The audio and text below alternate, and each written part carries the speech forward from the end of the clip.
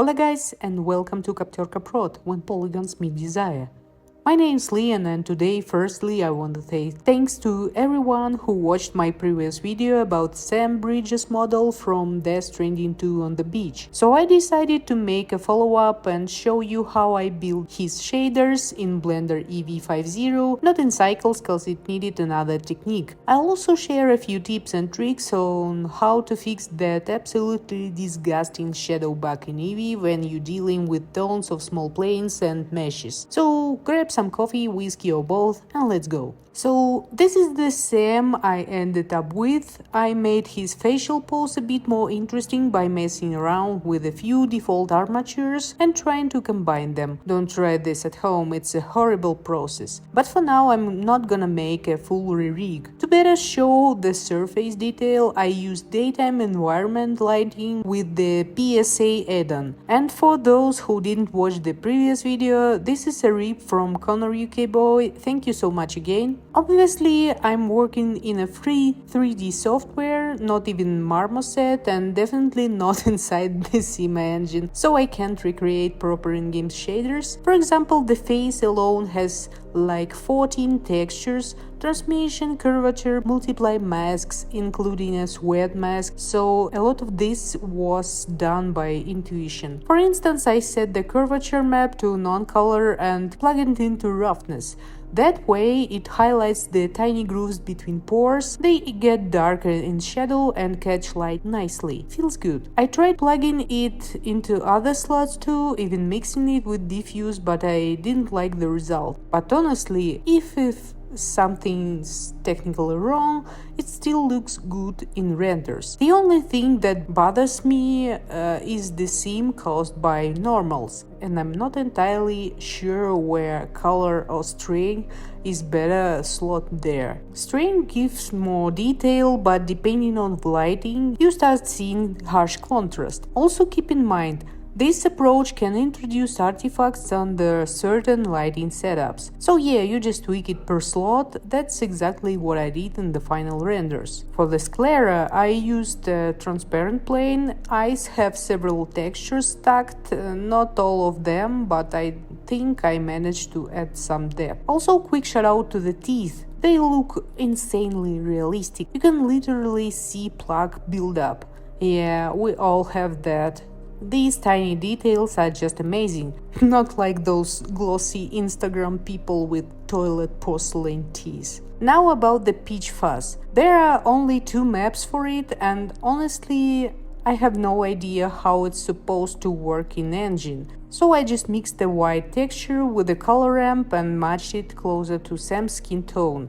Thanks to the gradient, I got that effect where you don't see it in wide shots, but it starts to appear in extreme close-ups. I used the same shader for the hands. Speaking of hands, there are also some weird things. The body files include normal masks, but I didn't bother making a separate shader for them. I assume it's for ultra detail, which isn't really critical for my renders. For hair strands, though thin point-based hairs, I used a basic diffuse map and generated alpha from it. Eyebrows and parts of the mustache have a total mess in UV by default, so I just pick up color too close to his stubble and use that. Same shader for eyebrows and pieces for mustache. Clothes were much simpler. Standard set, diffuse, metallic, roughness, normal, nothing special here. I also mixed ambient occlusion into diffuse on most meshes.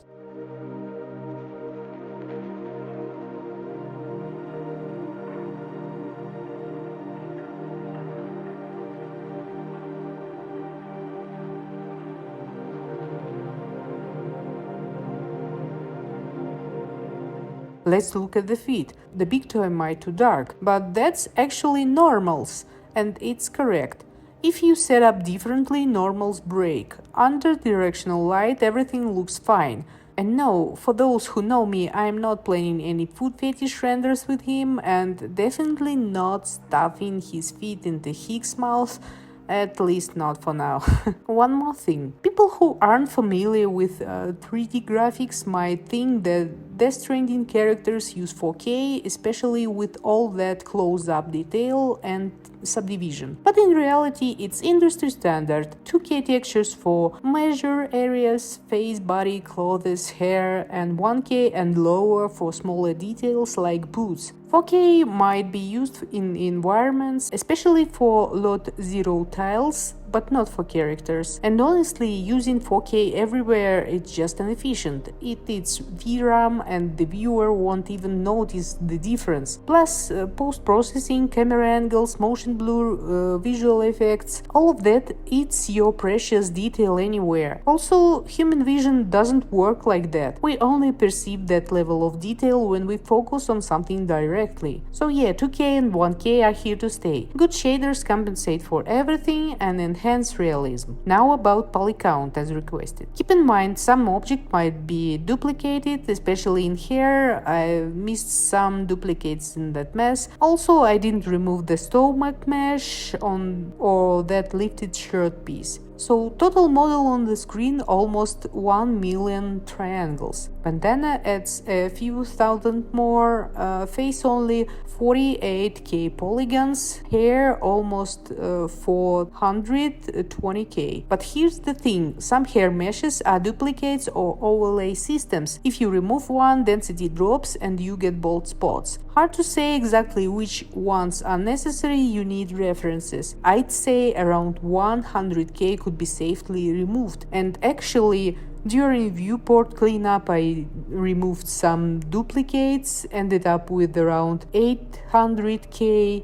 hopefully didn't delete anything important. And the feet with shoes disabled around 37k. Alright, now let's fix that nasty EEVEE shadow bug. EEVEE has obvious issues with shadows, especially with overlapping transparent objects. I loaded an older version of Sam of the scene to demonstrate it. See those weird dots on the face and the broken shadows from haircuts? Here's how to fix it. First, go to render settings and enable jitter shadows. Most dots disappear or at least get blurred and look more natural. Select the hair mesh causing issues, material settings, enable transparent shadows. Boom! Now hair casts proper strand shaped shadows. But we're not done here. You still see some artifacts. Notice how they follow weird paths? That's incorrect shadow calculation from mesh strand hairs. The tiny ones on the face, brows, mustache, arms. And here's how to fix it.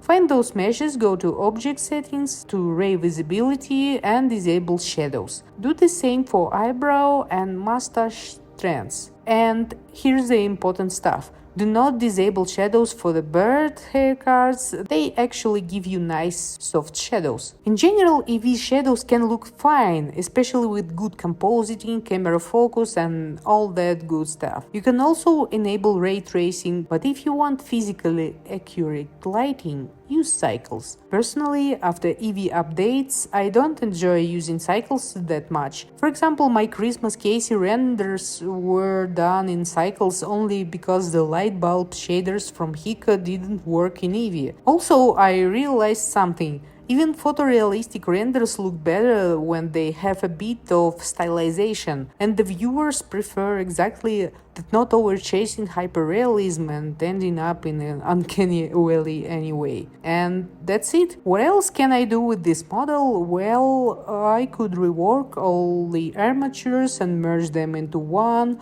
adjust weights and remain bones, but realistically I either wait for an XPS rip or save up and rebuild the model in CC5 with the proper rig. That's all for now. I'm off to deal with RoboHicks. Thanks for watching, take care, ciao.